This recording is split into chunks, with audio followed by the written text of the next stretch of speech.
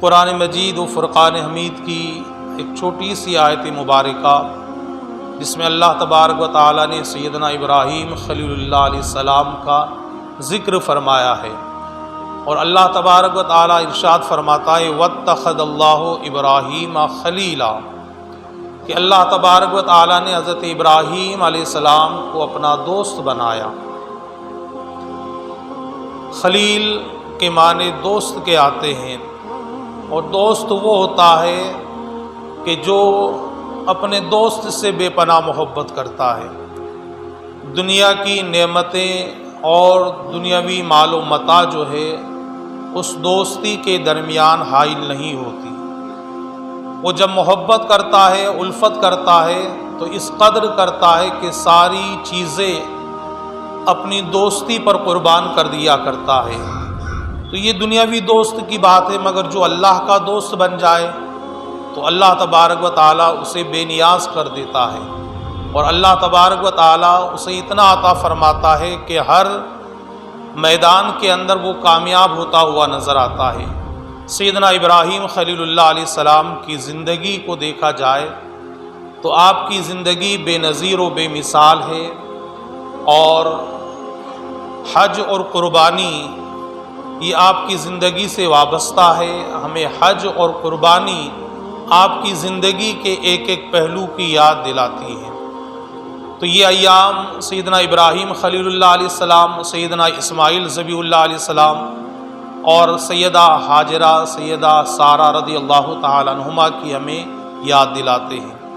حضرت ابراہیم خلیل اللہ علیہ السلام کی پہلی بیوی کا نام حضرت سارہ ہے۔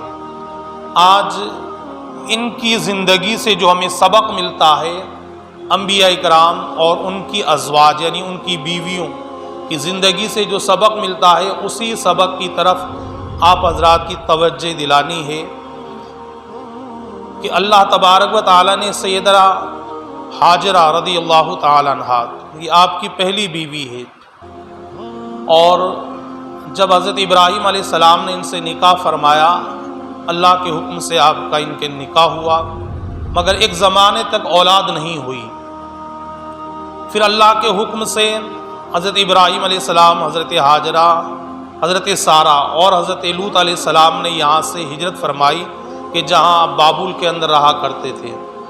یہاں سے ہجرت کر کر آپ ایک جگہ سے آپ کا گزر ہوا کہ جس جگہ کا بادشاہ بڑا ظالم تھا، اور حضرت ابراہیم علیہ السلام اپنی بیوی حضرت سارہ کے ساتھ وہاں سے گزرے تو اس بادشاہ کو خبر ہوئی کہ اے بادشاہ، تیرے علاقے سے ایک مومن مرد اور ایک مومنہ کا گزر ہوتا ہے، اور وہ مومنہ بڑی خوبصورت ہے، بڑی حسین و جمیل ہے۔ اللہ تبارک و تعالیٰ نے حضرت سارہ رضی اللہ تعالی عنہا کو بڑا خوبصورت بنایا تھا۔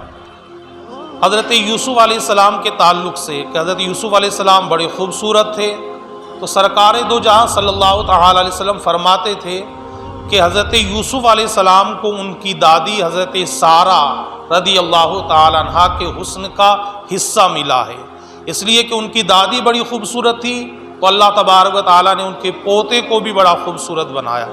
تو بڑی حسین و جمیل، بڑی خوبصورت حضرت سارہ رضی اللہ تعالی عنہا تھی۔ جب وہاں سے گزر ہوا، بادشاہ کو خبر ہوئی، بادشاہ نے انہیں بلایا۔ بلانے کے بعد ظالم بادشاہ تھا، بری نیت تھی، حضرت سارہ رضی اللہ تعالی عنہ کی طرف اس نے بری نیت سے اپنا ہاتھ بڑھانا چاہا، ہاتھ پکڑنا چاہا، تو اللہ تبارک و تعالیٰ کا کرم یہ ہوا کہ حضرت ہاجرہ نے اللہ کی پناہ چاہی، مولا میں اس ظالم سے تیری پناہ چاہتی ہوں۔ اتنا کہنا تھا کہ اس ظالم بادشاہ کے ہاتھ میں اسی وقت فالج گر گیا، یعنی ہاتھ اس کا بیکار ہو گیا۔ پھر وہ بادشاہ کہنے لگا کہ ہاجرہ، یہ اللہ کی نیک بندی، اللہ سے دعا کر یہ جو بیماری میرے ہاتھ کے اندر پیدا ہوئی ہے، یہ بیماری دور ہو جائے۔ حضرت سارہ نے پھر اللہ کی بارگاہ میں دعا کی، مولا اس کی بیماری کو دور کر دے۔ دعا کرنا تھا، ہاتھ صحیح ہو گیا، مگر ظالم بادشاہ تھا، بری نیت تھی، سوچنے لگا کہ ہو سکتا ہے کہ کوئی نس دب گئی ہو، کوئی بیماری آ گئی ہو، وہ فوراً صحیح ہو گئی ہو۔ واپس بری نیت سے اس نے ہاتھ بڑھانا چاہا۔ حضرت سارہ نے اللہ کی بارگاہ میں دعا کی، مولا اس ظالم سے میں تیری پناہ چاہتی ہوں، تیری بارگاہ میں آتی ہوں۔ اللہ تبارک و تعالیٰ کا حکم ہوا، دوسری مرتبہ بھی فالج گرا، ہاتھ اس کا بیکار ہو گیا۔ پھر دعا کی، پھر صحیح ہو گیا، تیسری مرتبہ پھر اس ظالم بادشاہ نے بری نیت سے ہاتھ بڑھایا، حضرت سارہ نے دعا کی، اللہ کے حکم سے ہاتھ میں فالج گرا، بیکار ہو گیا، پھر وہ رونے لگا، گڑ گڑانے لگا۔ حضرت سارہ نے پھر دعا کی، اس لیے کہ اللہ کے نیک بندے بڑے رحم دل ہوتے ہیں، کسی کا وہ دل نہیں دکھاتے، کسی کو چوٹ نہیں پہنچاتے۔ آپ نے دعا کی، اللہ نے ہاتھ صحیح کر دیا۔ اب اس ظالم بادشاہ نے ایک کنیز، ایک خادمہ کہ جن کا نام حضرت ہاجرہ تھا، حضرت ہاجرہ کو لے کر ظالم بادشاہ آیا، کہا کہ اے ابراہیم علیہ السلام، اے حضرت سارہ، یہ میری کنیز ہے، میری خادمہ ہے، لیکن اب سے یہ آپ کی خادمہ ہے، آپ کی کنیز ہے، آپ کی خدمت کرے گی اور آپ کی بارگاہ کے اندر یہ رہے گی۔ حضرت ابراہیم علیہ السلام نے اسے قبول فرما لیا۔ یہاں سے آپ آگے بڑھے، بڑھنے کے بعد زمانہ گزر گیا، حضرت ابراہیم علیہ السلام حضرت سارہ سے کوئی اولاد نہیں ہوئی۔ پھر حضرت سارہ نے ایک مشورہ دیا، اے میرے شوہر نامدار، میں یہ چاہتی ہوں کہ میرے بطن سے ہو سکتا ہے اولاد نہ ہو تو آپ ایک نکاح اور کر لیں، یہ جو ہماری خادمہ ہے حضرت ہاجرہ، اس سے آپ نکاح کر لیں تو اللہ تبارک و تعالی ان کے بطن سے آپ کو اولاد عطا فرما دے اور سلسلہ رسالت و نبوت آگے بڑھتا رہے، آپ کا خاندان آگے چلتا رہے، میرا یہ مشورہ ہے۔ حضرت ابراہیم علیہ السلام نے قبول فرمایا، حضرت ہاجرہ سے آپ نے نکاح کیا۔ یہاں آپ صلہ رحمی کو دیکھیں، صلہ رحمی یعنی رحم کی دعوت دینا، اپنے آپ کو پیش کرنا کسی کے سامنے اور کسی کے لیے اچھی بات اپنے دل کے اندر لانا، کسی کی خیر خواہی کرنا۔ حضرت ہاجرہ بوڑھی ہو چکی، حضرت سارہ بوڑھی ہو چکی تھی، اولاد نہیں ہو رہی تھی، مشورہ دیا، دوسرا نکاح کیا۔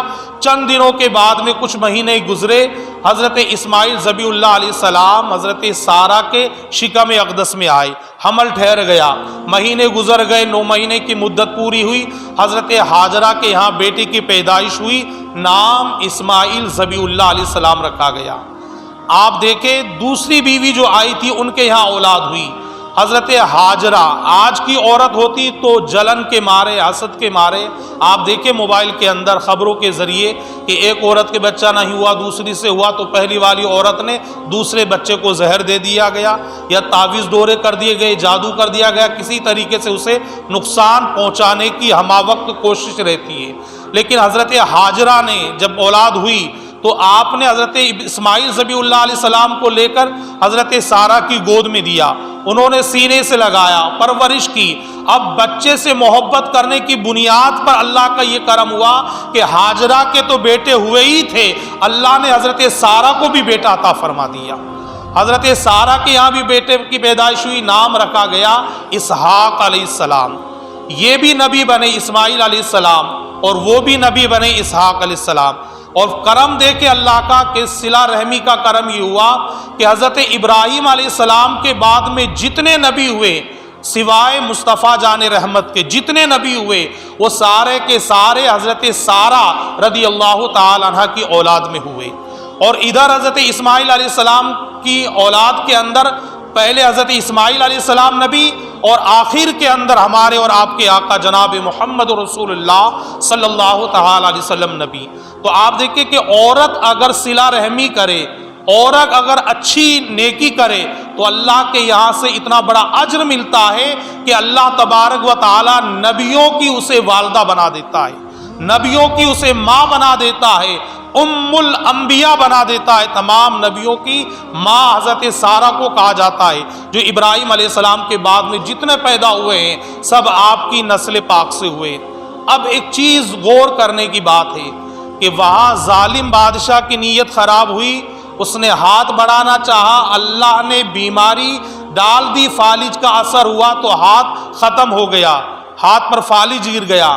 اللہ کا یہ قانون آج بھی زندہ ہے، اگر کوئی ظالم ظلم کرتا ہے تو اللہ تبارک و تعالیٰ اسے دنیا ہی کے اندر دکھا دیتا ہے۔ آخرت کا عذاب تو اپنی جگہ ہے ہی، مگر اللہ تبارک و تعالیٰ اسے دنیا کے اندر ہی دکھا دیتا ہے۔ اور آپ دوسری مثال دیکھیں کہ حضرت سارہ نے نیکی کی، مشورہ دیا کہ آپ دوسرا نکاح کر لیں. دوسرا نکاح ہوا, بچہ پیدا ہوا تو بچے سے عداوت نہیں رکھی بلکہ اس بچے سے محبت رکھی کہ میرا بیٹا ہے, سینے سے لگایا. تو اللہ کو اس ادا پر اتنا پسند آئی, اللہ کو یہ ادا, کہ اللہ نے انہیں بھی اولاد عطا فرما دی, اور اتنی اولاد عطا فرمائی کہ ہزاروں کی تعداد میں اللہ نے اس اولاد میں انبیاء کرام پیدا فرما دیے, یعنی نبی بنا دیے. یہی سبق آج بھی عورت کے لیے ہے. نبی کی ماں تو عورت اب نہیں بن سکتی, اس لیے کہ ہمارے اور آپ کے آقا آخری نبی ہے, آپ کے بعد اب کوئی نبی دنیا کے اندر نہیں آئے گا, لیکن ولی کی ماں وہ ضرور بن سکتی ہے. اگر عورت چاہے صلہ رحمی کے ذریعے, ہمدردی کے ذریعے, محبت کے ذریعے وہ ولی کی ماں ضرور بن سکتی ہے. اللہ تبارک و تعالیٰ اسے آج بھی ولی کی ماں بنا سکتا ہے. اللہ تو قادر ہے اس بات پر, مگر ضروری ہے کہ اللہ کی بارگاہ میں اپنے دامن کو پھیلائے.